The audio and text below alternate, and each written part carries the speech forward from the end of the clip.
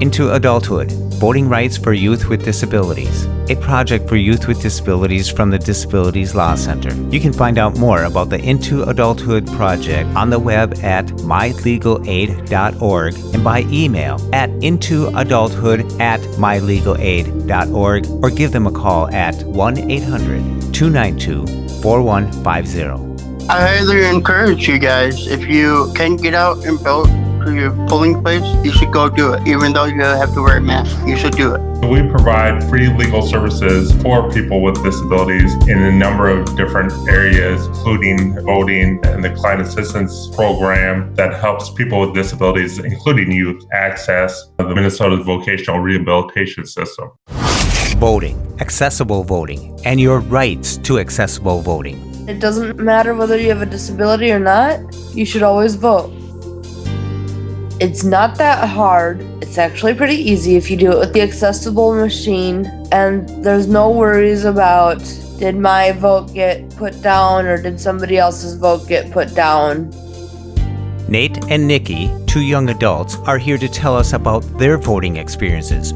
The first experience I had was the absentee-ballot voting because of COVID-19. Was kind of a challenge for me because I couldn't understand who I was voting for. Voting experiences, whether it be with absentee balloting or accessible balloting at the booth, either way, exercising your right to vote independently is important. I think being able to vote independently is extremely important.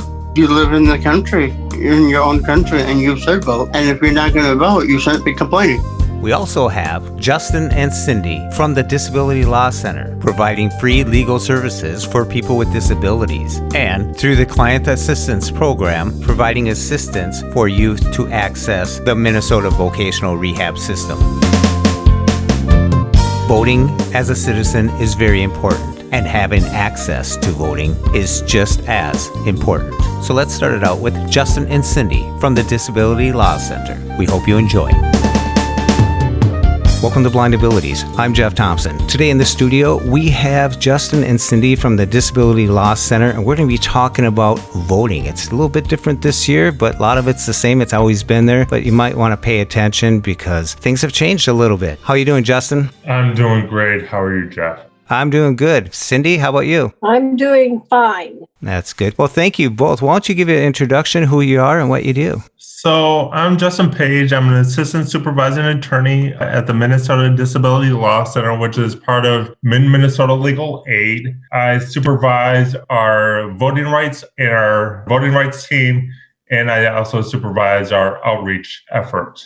Oh, great. And Cindy? I work for the DLC. I've been there over 20 years. I work primarily in special education, and the secondary area that I work in is voting rights. And kind of the conduit is that we work with a lot of students between the ages of 18 and 21 in the school systems, and they are also people that are eligible to vote. And so we've worked really hard to get folks, young people with disabilities, to understand their rights around voting, so that they can get out and vote. I think one of the biggest things you guys do is really enhance people's perspective on what rights they are entitled to. Yes. So we're also, the Disability Law Center is the statewide protection and advocacy for people with disabilities. Every state has a protection and advocacy for people with disabilities. And in Minnesota, the Disability Law Center is it. So we provide free legal services for people with disabilities in a number of different areas, including voting and the client assistance program that helps people with disabilities, including youth, access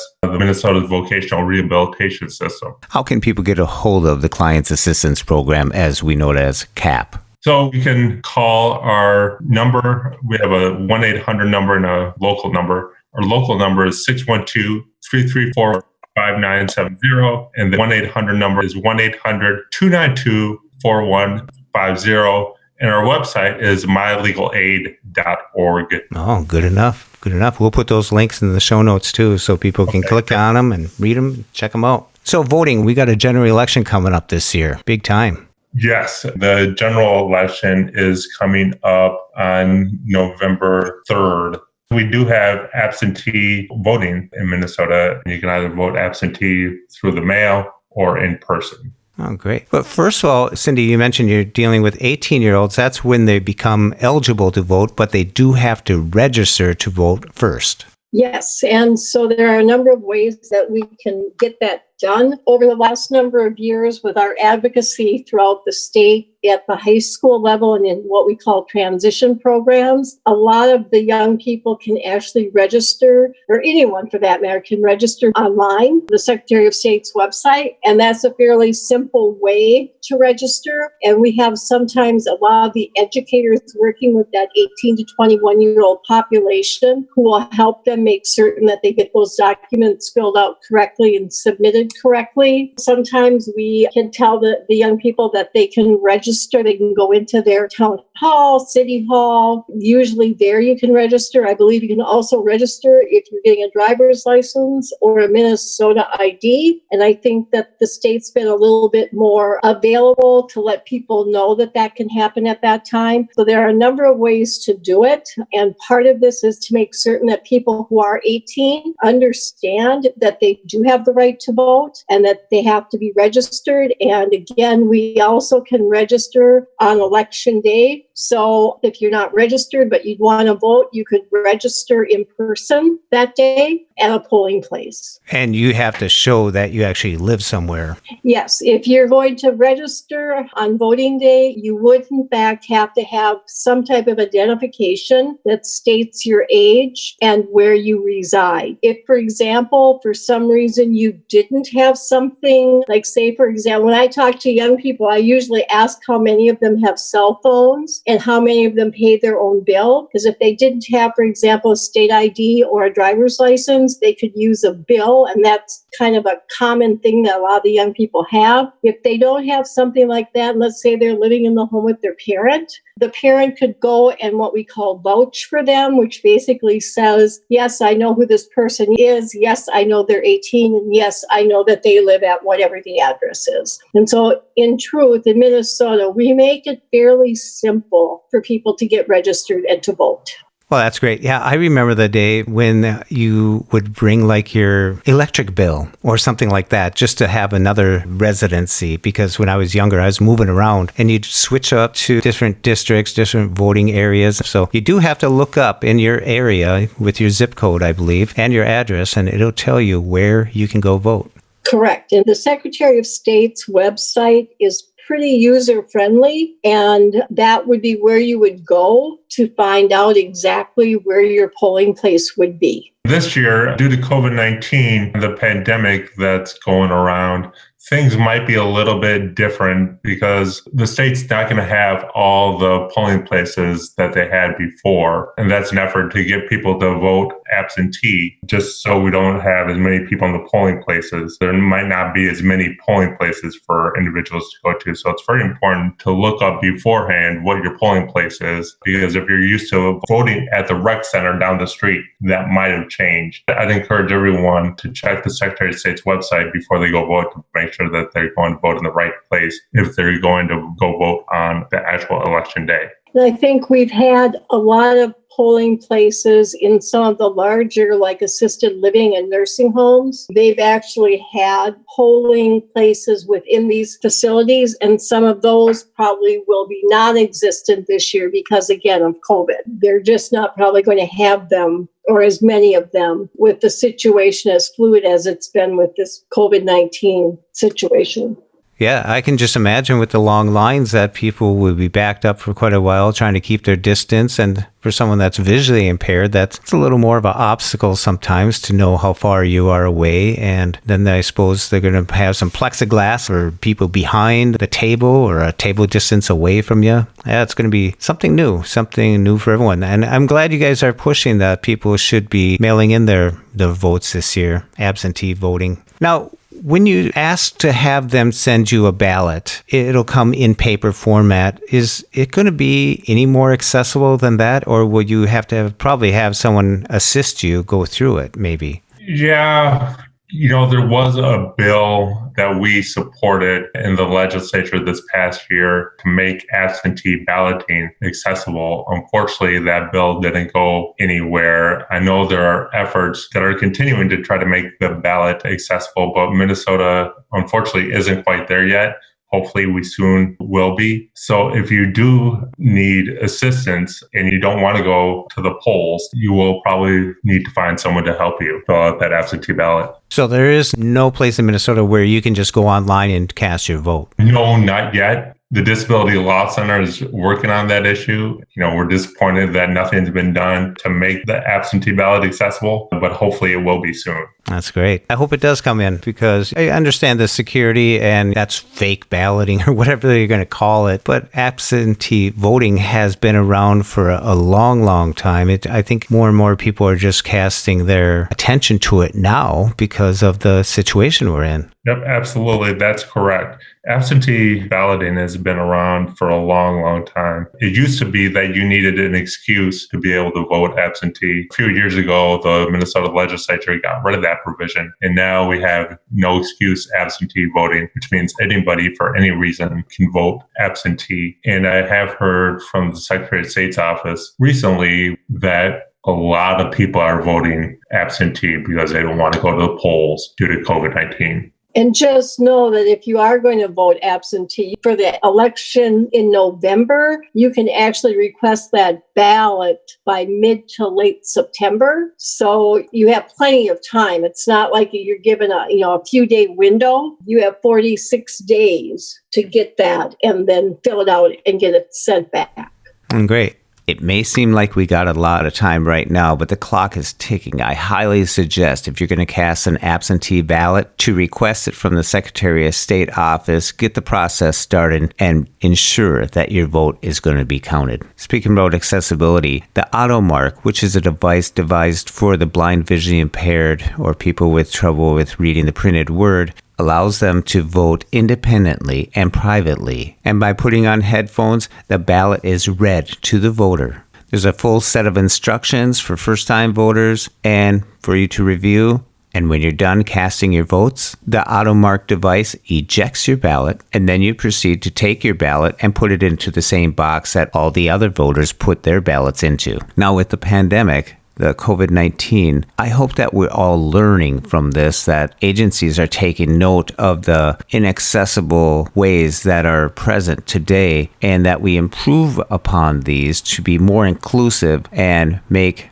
voting, casting a ballot, more accessible to everyone. And with absentee balloting, and of course, you can still go in and vote in person, wear a mask, and all the safeguards that are involved there. No matter what your disability is, you're still able to cast your vote today. Yes. People will still be able to go vote on election day. And if they need assistance on election day, all those same accommodations will be allowed, and the AutoMark will be there. If they need curbside voting, they need assistance, they can bring someone to help them, or election judges can help them. So all that will still be there. But if an individual does have concern with regards to COVID-19, we would just suggest that they vote absentee, like a lot of people are doing. That's great. Well, Justin and Cindy, is there anything else you want to add to the conversation? The only other thing that I'll add is we always get questions about this is just people under guardianship. We always get a question, can people under guardianship vote? And the answer to that is simply yes. People under guardianship in Minnesota are able to vote. It's only when an individual's guardianship papers, a judge finds that they cannot vote, that they're not allowed to vote. So if there's a question, if you're under guardianship or your guardian has a question regarding voting, the simple thing to do would be to look at your guardianship papers. And if they don't say anything about voting, that means you're able to vote. There you go. Yep. And the other part is a lot of people with disabilities, and we have seen this going out and doing the trainings that we do. I've run into an awful lot of people who even are in their 40s and 50s. And if you ask them if they've ever voted, if they're registered, a lot of these people haven't voted and they're not registered, and for some reason have felt that they are not entitled to vote. Because you have a disability, that doesn't negate your right to vote. And a lot of folks, I think, sometimes automatically assume that if you have a disability, and especially if you have a disability and you are under guardianship, that you're not entitled to vote. And so to make certain that people with disability understand that they too have the right, and that's important that their voices are heard. And one of the things that I have realized over the years doing the training with the youth, a lot of the youth have a lot to say, and a lot of what they say makes sense. And so these are folks that are going to be the people of the future, and they need to be voting, and their voices need to be heard. Absolutely. And I'm glad you guys are doing this and getting the word out there, coming onto the podcast, and we're going to get this out to all the listeners so they too can further understand it. Check the links, check the show notes, and give them a call if you have any questions. Just take a brief time to probably find out the answer that'll get your vote counted. And in just a minute, we'll be talking to two young adults who have experienced voting accessibly, whether in person or through absentee balloting. So thank you, Justin. Thank you, Cindy, for coming on to Blind Abilities. Thank you. Yes. Thank you, Jeff. Thank you for having us. Go vote. All right. So now we're going to be talking to Nikki Wunderlich. Nikki, thanks for coming on to Blind Abilities. You're very welcome. So Nikki, let's talk about accessible voting. Okay. How was your experience? One time I used the accessible polling, and another time I had someone read the ballot to me. What was accessible polling? Like they had a machine that you could use. Like the AutoMark. Yeah. That's where you get your ballot, you slide it in, and then you put on the headphones and it talks to you. Yeah. How did you like that? I liked it. I actually voted yesterday and it worked just perfectly fine for me. That's awesome. So explain to the listeners, explain how that accessible AutoMark works. Well, it was quite a few years ago when I used it. You basically go through the ballot, each question, and choose like who you want to vote for, and it marks your answers for you by you hitting like a certain key. Yeah. And there's instructions as you start. Yeah. And you can turn up the volume, go through each button. There's braille labels on the panel itself. Mm-hmm. Yeah, like I would just hit the center cursor button, the square one, and that would select the person that I wanted. And it was pretty clear and pretty simple to just toggle down through the list of candidates, then select it. What I really liked is it let you review at the end. Oh, yeah, that's right. Then you just take it out and then you just go down, and it seems like all the people at the place were friendly, and then you just slide it into the box, I guess you call it, and you're done. Yeah. What was it like when you had to have someone else do your ballot for you? Well, I didn't like that as much because I didn't know if that was putting down what I actually wanted. You just don't know, do you? No. You know, we just had the primary. There's only a couple people on the ballot. It was kind of easy to do, but it feels good. How do you feel about voting? I think it's very important to vote, and I think everybody who's old enough should vote, whether they have a disability or not. And how do you feel about being able to vote independently? I think being able to vote independently is extremely important. For one, your answers are being marked down, not somebody else's answers. So how many times have you been able to vote? I've only been able to vote like a couple times, because at first I wasn't interested in voting. Then when I got interested in voting, I moved quite a few times in a short amount of time, and it just made it hard to like keep up on registering addresses and all that. Yeah. So what's that like when you go to the polling place and you have to provide identification or some form of address to the judges? That's actually how I did it the first time. I didn't know where or how to register. And I was with my dad, and he's like, we'll just take proof of like who you are and like proof of where you live and all that. And that was easy enough. Yeah. What would you suggest to someone who has a disability or visually impaired about voting? I would say you should still vote. It's not that hard, especially if you do it with the accessible machine. It's actually pretty easy if you do it with the machine. And there's no worries about, did my vote get put down or did somebody else's vote get put down with the machine? That's great. All right. Do you think there's anything else that you would like to tell people about voting? Just stay up on it the best you can. And it doesn't matter whether you have a disability or not. You should always vote. That's a good message. All right, Nikki Wunderlich, thank you so much. Bye. Bye-bye, Nikki. And also with us in the studio, we have Nate Clark. Nate, welcome to Blind Abilities. Thank you. I'm excited to share. That's great. It's voting time, and I just went to the poll, and I just used the auto mark, which is a form of accessible voting, and you have some experiences with accessible voting yourself. Why don't you tell us about it? That's correct. So I'm hard of hearing, and I use a device when I go in the polls where you put your ballot in, and then you listen, and then you tap on the screen the person you want to vote, and then your ballot is marked. So I use that. And I've been voting ever since I was 18 years old. What other experiences have you had with voting? The first experience I had was the absentee-ballot voting because of COVID-19 was in place. And the primary election for the U.S. state senator primary election was kind of a challenge for me because I couldn't understand who I was voting for. And it was hard for me to read it. And then I put the ballot in the mail. Then I realized that, oh no, I voted the wrong party. And that was a printed version. That was a printed version, yes. How do you typically access a mail-in voting ballot? This was my very first time of doing it by mail. What was the process that you went through to receive your ballot? Mail voting? Yeah. I had to go to the Secretary of State website and request an application form. And then I had to wait to get the application form, fill that all out, send that back in, and then I received an absentee ballot in the mail. Ah. And then I had to fill it all out and then put it in a secure envelope and then in another envelope and then another envelope to get it sent out. Really? So it was a lot of work. Yeah, it sounds like it. Sounds like a lot of trees were killed to make that work. Yeah. Was the website on the Secretary of State accessible for you? Yes, I'm good at working with laptop and my smartphone. Mm-hmm. What is the most trouble that you have or see for people who have difficulty hearing in the state of Minnesota to cast their ballot? I think the hardest thing for people with hard of hearing is not understanding who to vote for, and it would be hard for them to do it on their own without somebody to read it to them. Because, you're also visually impaired, right? Yeah, I wear glasses to see. So what advice do you have for someone who has low vision and is hard of hearing for voting in Minnesota? I would reach out to somebody and ask for help if somebody could read it for me if I can't get to the polls. Mm-hmm.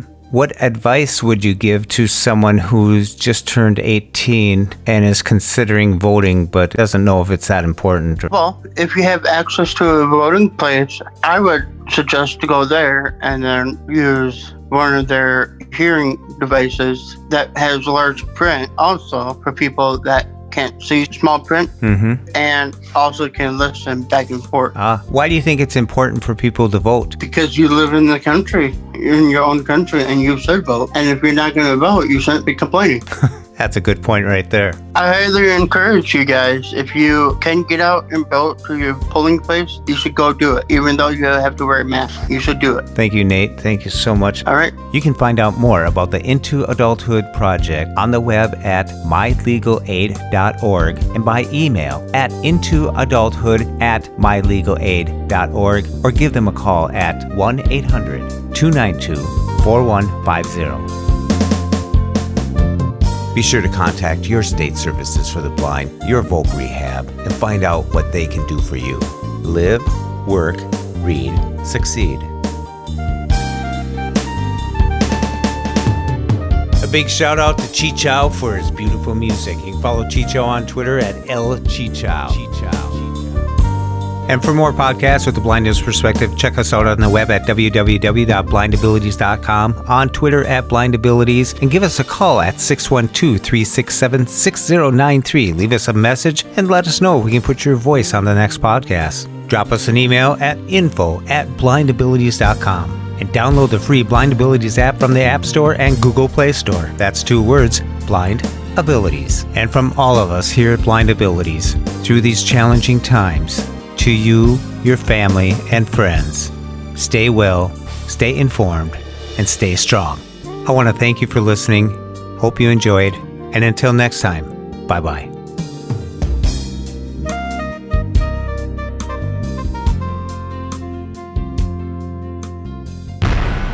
When we share what we see through each other's eyes, we can then begin to bridge the gap between the limited expectations and the realities of blind abilities. The realities of blind abilities. For more podcasts with a blindness perspective, check us out on the web at www.blindabilities.com, on Twitter at blindabilities. Download our app from the App Store, blindabilities, that's 2 words, or send us an email at info@blindabilities.com. Thanks for listening.